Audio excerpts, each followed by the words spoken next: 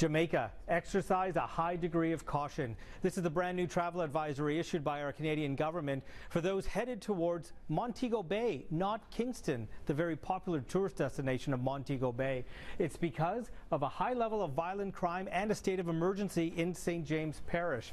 Let me show you the area. This is the Montego Bay Airport, and this area right adjacent to it is St. James Parish. There are a number of hotels in this area that are very popular with Canadians. You might have heard of the Iberostar hotels. What about the Hilton? Also the Hyatt, Holiday Inn, all very popular with tourists headed towards these beaches. Now, we've checked in with the airlines. They're still flying in and out of Montego Bay. The hotels say they're full, all despite a military lockdown in the area of St. James Parish.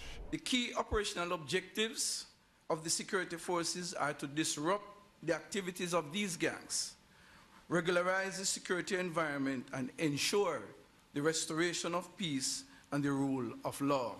The Jamaican government declaring a public state of emergency and imposing a curfew following an increase in murders that officials say are linked to rival gangs. St. James Parish, which includes the area around Montego Bay Airport, recorded 355 murders in 2017, and there have been 6 in just the first 2 weeks of January. Earlier this month, a visiting Winnipeg couple was found dead in the parish of St. Thomas near Kingston. The Canadian government is advising travelers to stay within resort properties, to use resort transportation or tour operators for excursions, and to monitor local news. Parts of Western Europe are cleaning up today after a wicked storm ripped through the Netherlands and Germany. Hurricane-force winds upended trees, ripped roofs off of buildings, and blew trucks off the road. 6 people were killed, and the region's transportation network ground to a halt at the peak of the storm. Meteorologists say Frederic was one of the strongest weather systems to hit the region in 10 years.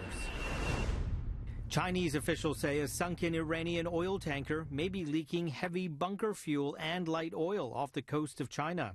The tanker crashed into a freighter on January the 6th, catching fire and killing all 32 crew members on board. Experts say salvaging the ship may be the best way to contain the fuel spill. The accident is being called one of the worst oil ship disasters in years. Several Canadian veterans who played ice hockey on the frozen river dividing the two Koreas during the Korean War on hand to watch a commemorative game of the Imjin Classic in South Korea today. The event arranged by the Canadian Embassy in the city of Paju to mark Canada's role in the war and its close ties to Korea ahead of the 2018 Pyeongchang Winter Olympics. The veterans say despite the war setting, they have very fond memories of that game. When I walked into the dressing tent, I just felt like I was walking into the tent back in 1952 when we got dressed and went out onto the ice. I was just overwhelmed with pride.